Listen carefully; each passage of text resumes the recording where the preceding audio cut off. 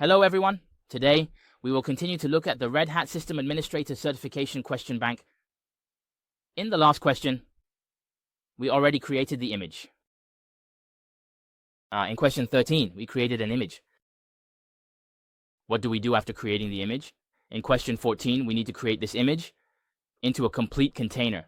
And it's not over yet, everyone. Please note that it's not just about creating the container and stopping there. The full requirement of the question is to first create this container based on the image from the previous question. So, you must ensure that the name of the previous image is correct. And secondly, make sure it is complete. After building it, you then continue with question 14. There's no need to rush. You need to ensure that question 13 is completely finished and that you can see the image through the command. Then continue. Here, the requirement in the question is that the name must be this specific name. The word is quite long, so be careful not to write it incorrectly. When using a user, it should still be our regular user, the same regular user from the last class, not an administrator. Everyone must pay attention. For questions 13 and 14, we must use a regular user for all operations, not an administrator. If you use an administrator here, you won't get any points. The administrator definitely has enough permissions, but the requirement for this question is to create without using a regular user. Here, first of all, the requirement is, as you can see, to configure a service configuration, a system service.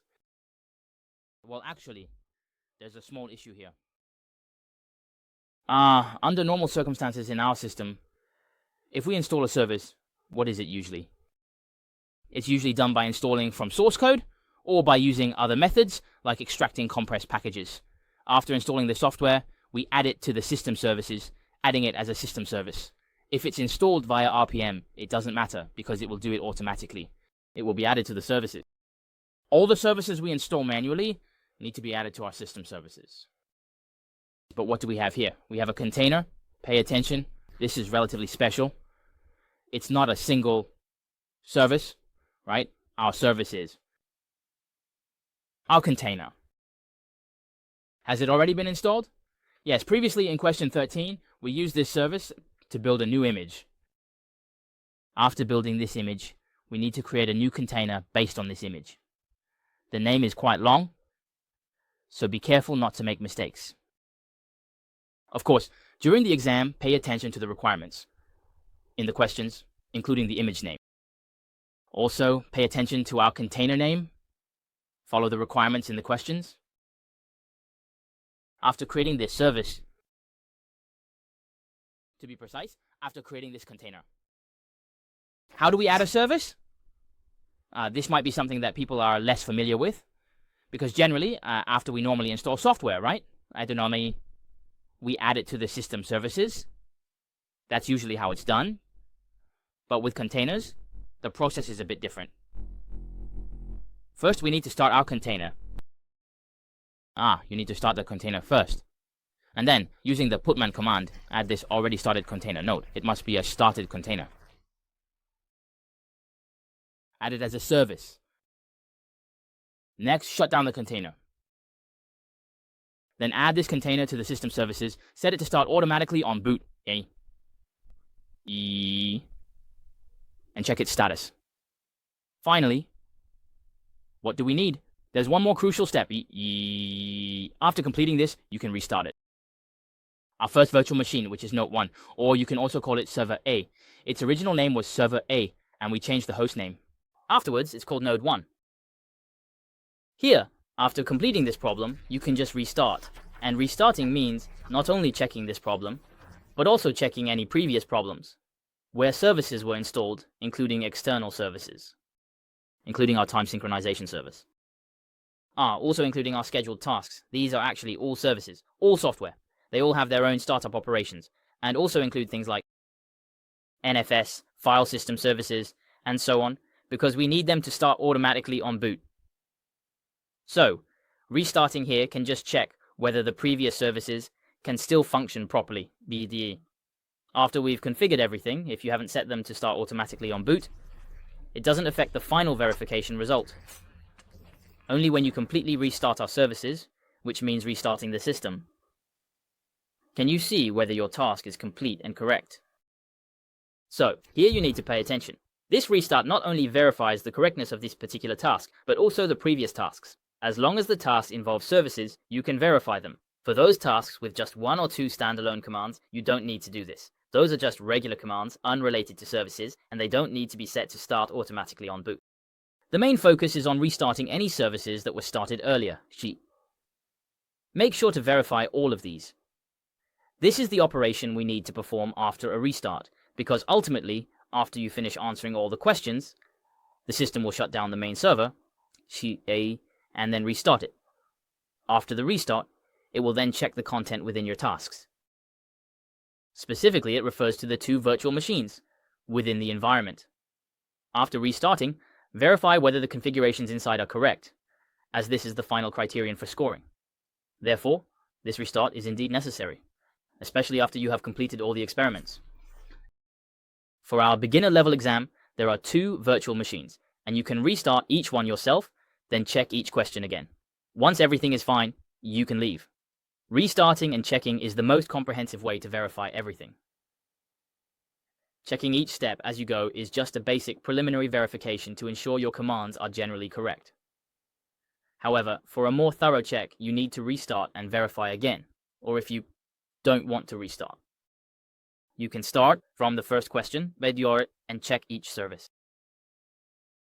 Do the kdate again, don't be afraid of the hassle.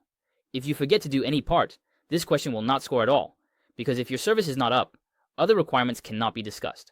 Everyone should pay attention to this. Our scoring standard is like this. There are indeed many requirements. But if you meet the requirements but your service is not up, it's actually no different from not doing it at all. Everyone must pay attention to this, so restarting this step is actually very useful. Let me check which service hasn't been set to start automatically, and you can do it again. Alright, this is our restart operation. So what can we do after restarting? For other services, after restarting, you just need to check if the effect is consistent. After restarting this container task, we also need to log in as a regular user and then check again. The status of the container. Why do we check here? It's because after we make this container into a service, this service also needs to be self-studied. Please note, this service also needs to be self-studied. Of course, the default setting has already been done, so you don't need to worry about that. It has already been set to start automatically by default. Okay. However, for the container we installed and the service we created, if it's a new service, what is actually needed? You need to do some self-configuration. And you must not forget this. If you don't set it to start automatically, you will still miss points on this task. It's very easy to lose points here, mainly because of operations that affect the entire task case. For example, this automatic startup setting can affect the entire task. Or, generally, it's the first command you type. A single command generally affects the subsequent commands. So here, regardless of which command you choose, which experiment you conduct, or which problem you solve, you need to be careful. Alright, next, let's take a closer look at how we configure this container. Create it normally. So, first of all, the first step here. Besides starting the container, there's something I didn't mention earlier. This is actually an option for starting the container. It's just an option, and you should follow the requirements of the task. The task mentions several directories. It mentions several directories, and it requires us to mount these directories into the container. This is essentially about mounting two container volumes, which is relatively simple. Next, let's take a closer look at the steps for this operation. Alright, so first let's take a look. Here, these two directories generally do not exist by default. Therefore, we need to create them in advance. Here, we directly enter our virtual set to see the final effect.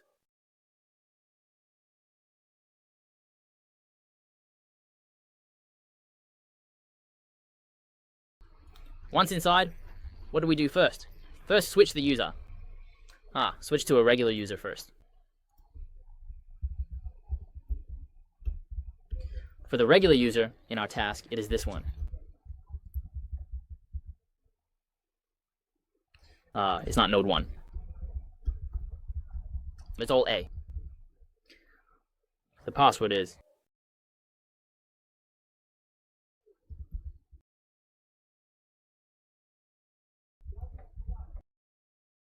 As for the password, in our system, apart from the regular user RedHat who enters the system, other users have the password fly. ctreg. As for how to handle this password, basically during the exam, just follow the requirements of the question. Use whichever password is specified in the question. Now, after entering as a regular user, first let's check if the progress from the previous task is still there. Of course, I've already taken a complete snapshot, so it definitely exists. Here we can see that this is an image we created earlier. Looking at the time, it's from a few minutes ago. After creating it, what do we do next? We start creating and launching the container. But before launching the container, since the directory we need to mount doesn't exist yet, you can create this directory first. The requirement is to create it under the OBT directory. One is file, right? The other one is progress. But when you see that, it reports an error. It's because as a regular user, we actually don't have the permissions, which is normal. So what do we do here? Well, we have a workaround. We can use the create command again here.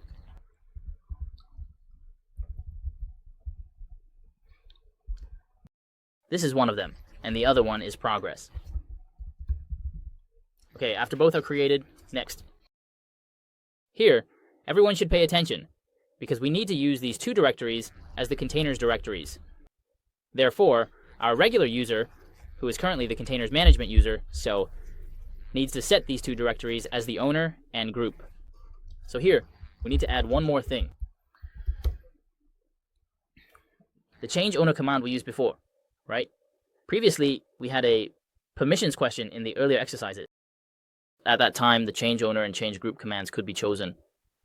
But here we can only use the owner command because we need to change both at the same time. Both the owner and the group need to be changed. For the previous question, we actually only needed to change one group, just the latter group. The owner wasn't involved in the previous question, but in this question, both need to be set. So, we use change owner to modify it. And then, next, we will take these two directories as, hey, just modify the permissions and it's done. File, hey, progress. Once everything is set up, next, with the directories ready, we can normally start creating what? Creating containers. The command to create a container is here we need to specify what? We need to specify two directories, of course. Let's not rush with this. Let's first write down the name. Specify the name of the container. Here everyone should note that if it's a short option, it's usually a single dash. And if it's a long option, it's two dashes. This is a characteristic of our standard command. So, two dashes followed by name, and then our name. Of course, when practicing, you can name it whatever you like. But during the exam, make sure to clearly see what the name of your container is. If you get one letter wrong, you won't get any points, right? Because here, everyone should note that the requirement for this question is to create a container. Creating the container is the first step, and the second step is to rename the container as a service, right? If you get the container wrong, then naturally the service that follows will also be wrong, and the entire question will be completely wrong.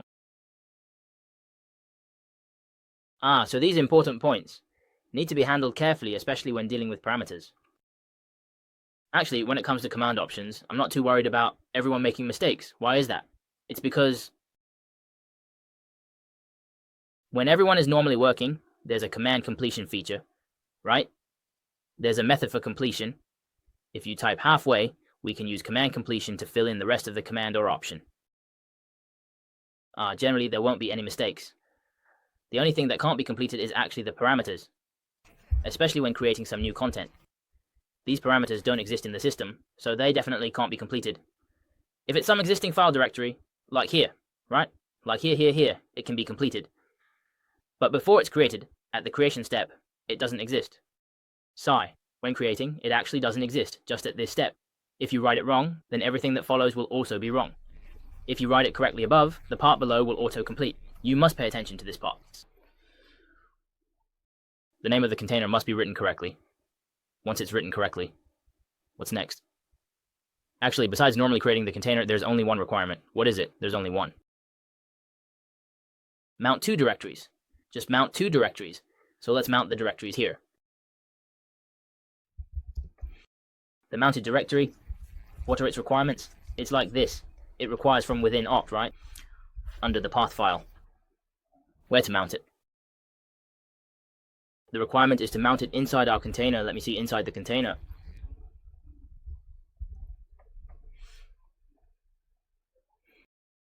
The requirement, yes, indeed. dir1 is fine. What is this? This is the first step, because here it requires mounting two directories, so we also write the second directory. Within OBT, progress. Colon. The second directory.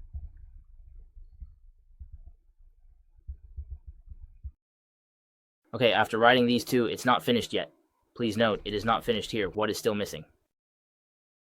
What is missing is the most crucial content from our previous question. Burn incense. What was the name we used when we created Jingxiang? It was called PDF. It was called PDF. Here, we can directly specify it. Just press the type key to complete it. No need here. No need to knock. Just go straight to shooting. It automatically completes the member's command. Here, it will automatically complete wherever you type up to this position. Typing an L can complete it. Very convenient. This is for existing parameters, which makes it a bit easier, right? Existing parameters are somewhat more convenient. So you need to pay attention here. Make sure to write the name of the previous question correctly. If the previous name is wrong and you don't notice, it will cause the name of the next question, the container name here, to be incorrect as well, because we are completing it directly, right? If you use L to directly complete such a long name, and you don't check it, well, if any letter is wrong, you won't get any points. So, everyone needs to pay attention here. This is where we have the command to create a container, right? It looks quite long, but actually, when you remember it, it's actually not that complicated. First, run. Add a name and two directories, right? Finally, add the image. These are the parts. So now let's press enter to see if it can be created successfully. Okay, a string has popped up here. Letters and numbers. This is the ID of our container. This is the container ID. For operations like querying, starting, restarting, or deleting the container, you can use either the name or the ID in our system. You can choose either one. Just find a method that works for you. Then, after we start it normally, we can use commands to check if it is functioning properly. Here, by using the command proman-ps, we can see the current status of our container. Now, the container is running normally, right? It has already started up properly. Once it's up and running, we move on to our second step. At this point, it's equivalent to having completed half of the process, as our container is already up and running. After this is done, the next step is to create a service, which means turning this container into a service. How do we create it? First of all, we need to create a directory. What kind of directory? It's a directory related to our service. Here we can create a service directory in our current path to store, well, a service file. So first, let's proceed step by step. There are quite a few steps here, but overall, the steps for this problem are as long as the commands for 5 or 6, or even 7 or 8 previous problems. This is indeed a relatively difficult problem, probably the hardest one in the entire beginner stage. First, it uses container technology, and second, it involves quite a few commands, including creating and building containers, and creating and starting containers. Then it also includes making the container into a service, among other things. These operations indeed involve quite a few steps. Here, everyone should. Just take your time to remember them slowly. Just spend a bit more time memorizing these commands. Then next, we come to the stage of creating a service. To create a service, the first step is to create what? We need to first create a directory. Create our system service file. First, let's briefly take a look at the service part. we need to use, in the current directory, first create a storage directory for the service. Here we can just create it. In the current directory, creating it in the current directory is fine.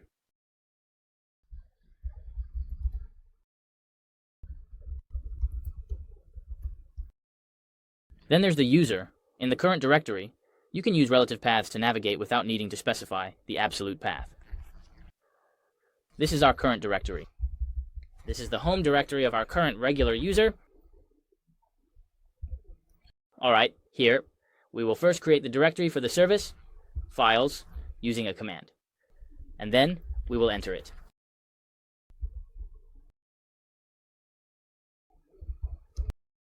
After entering, the next step is to proceed with the putman command to make our service. Or more accurately, to turn our container into a service. Basically, the command for that is like this.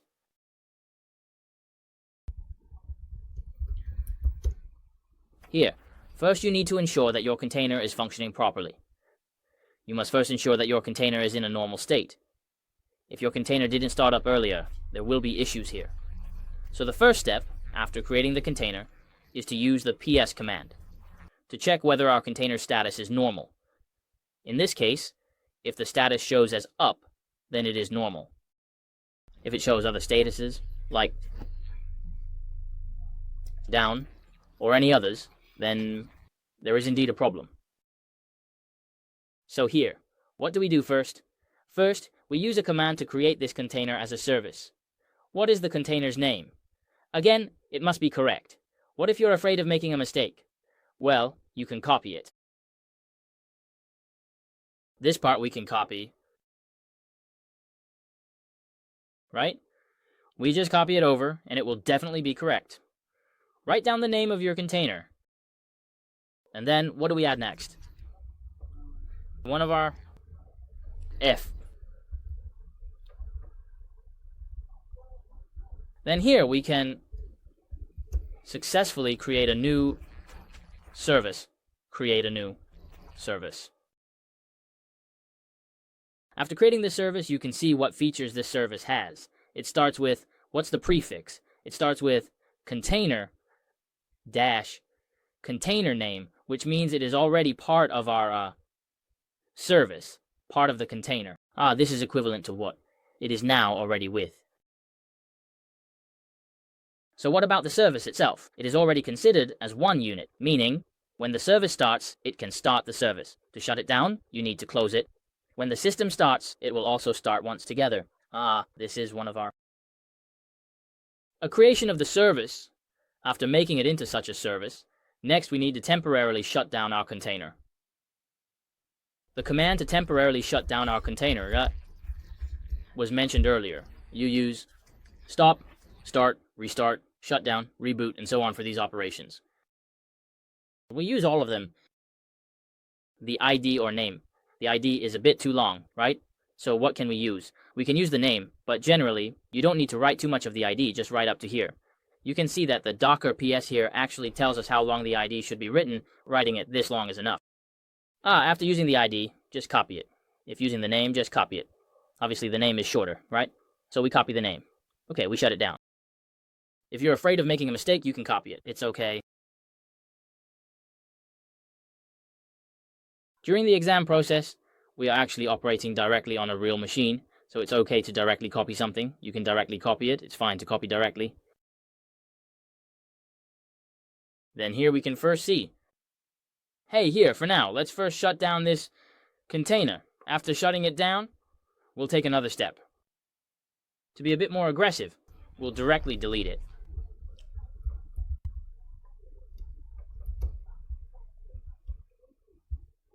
Okay, after deleting this container, you use the command docker ps a. The purpose of adding a is to view all containers. Normally docker ps shows the containers that are currently running. By adding AA, it shows all containers in the system, including both running and stopped ones. This is one of our delete commands. After deletion, what's the next step? We continue. Reload our system services.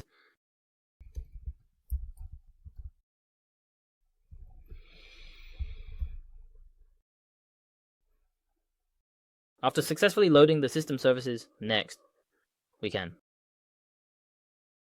Our newly created service, where is it? Here, our service name is this name. Please note, our service name is not just a container name. It requires a prefix, then container, followed by the container name, which represents a part of the Portman container. It's not a completely independent service. Its origin still comes from our Goodman service. That's why it has a prefix container. So here, first we can proceed. We can now. Set this service to start automatically at boot. This step must be done, and make sure not to make any mistakes, otherwise all previous efforts will be wasted. First,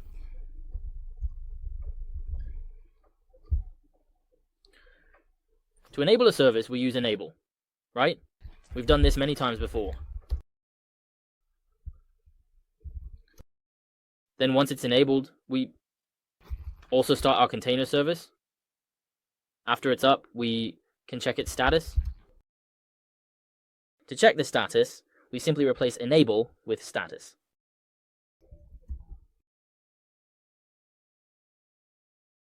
Yes, we can see it's green. As long as it's green, there's no problem. You can distinguish by the color here.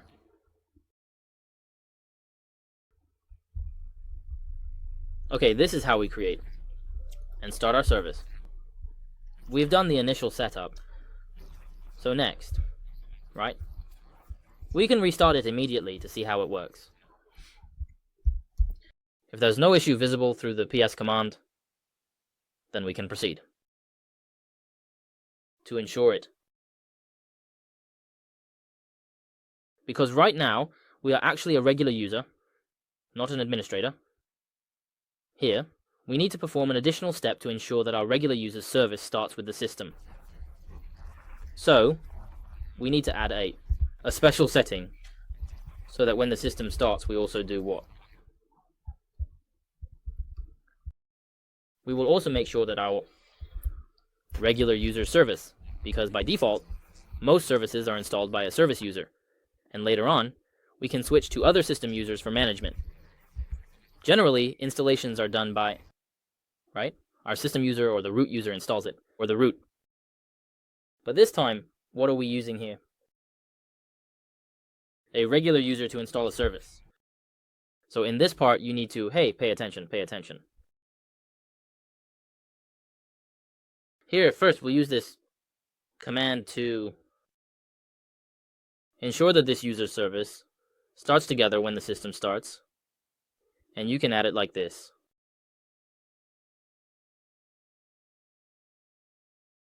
Here, we can see this is some basic information about our users, including the user's ID name, time, and so on.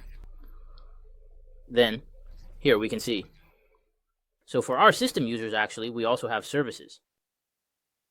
Right, there are also these services. So this is our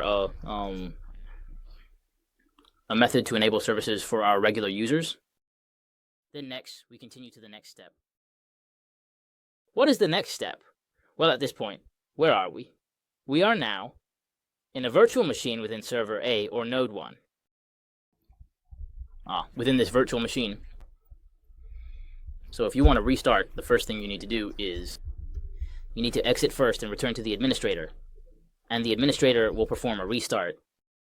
Here, pay attention. What are we restarting? What we are restarting here is virtual machine. What is restarted is the virtual machine. So here, how can you do it? How can we restart here?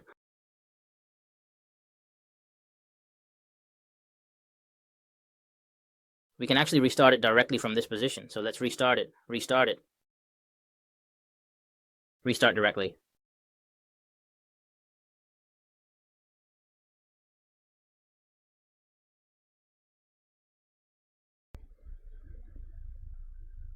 After restarting, let's take a look at the result. Okay, after restarting, we can see that we have been disconnected. But whose connection did we disconnect? We disconnected the connection of the virtual machine, and here are out of virtual machine, to be precise, the virtual machine of server A inside was disconnected but the large out of virtual machine is still fine. So here, let's reconnect to it. Hey, we're back, and after coming back, shall we remote in again? Let's switch our user.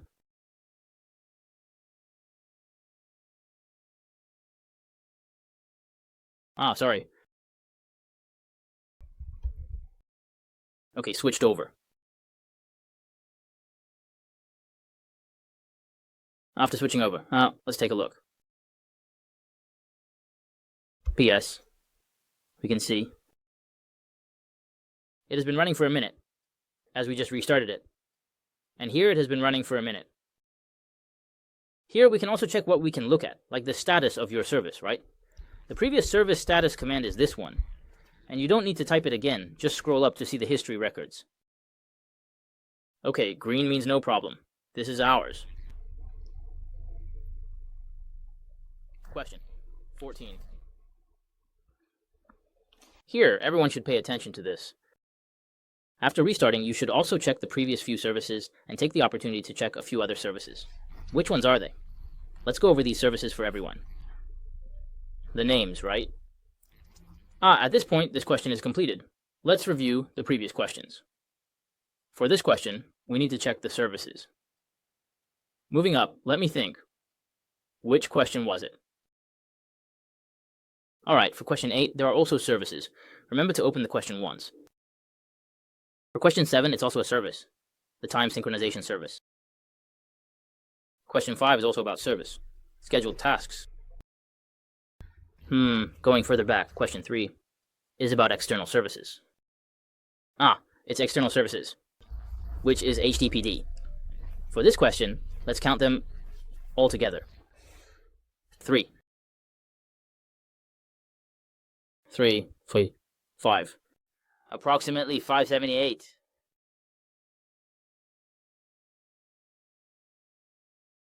14, right? There are 5 questions on this one node, and each has a service, meaning they all need to be started.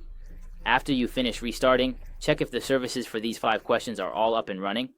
If they are, then there's no problem, and you can continue.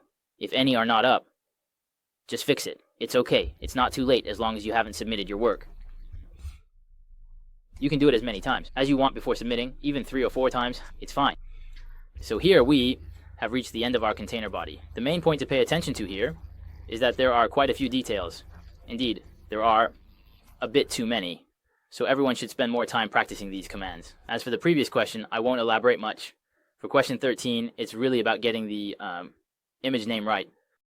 You just need to create it correctly, and there aren't many other requirements. For question 14, there are quite a few commands, starting with creating directory files. First, you need to ensure they are correct. 2 directories. To be precise, it's 2 directories, and they must be correct. That's the first point. The second point, when creating and starting the container, the name must be specified correctly. The third point is when creating the service. It's the same. When creating the service, make sure not to write any command incorrectly. After creating it properly, finally close the container, and then, after we turn the service into a system service, what can we do? Hey, you can restart your system to verify if it's functioning properly, to check if it's working correctly, and when restarting, it's important to note, be very careful here. It doesn't mean you should restart the computer during the exam. If you restart that, it's game over. What should we restart? What we need to restart is the server A, or node 1 inside the host. Just restart this one. Including the subsequent restart of your node 2, it's the same process. Just restart the 2 virtual machines, and be sure not to restart anything else, especially not your physical machine. If you accidentally restart it or accidentally kick out the power, because it's a physical machine with a power supply and everything, if any unexpected situation occurs, just quickly find the examiner. Just quickly find some examiners. So this is our container question. There are indeed quite a lot of commands. The number of commands in this question is equivalent to that of others, even. It even amounts to the quantity of about 7 or 8 questions. So this is our container. If you need the complete question bank, you can leave a comment below and purchase the most stable question bank at our price. That's it for today, everyone. Goodbye.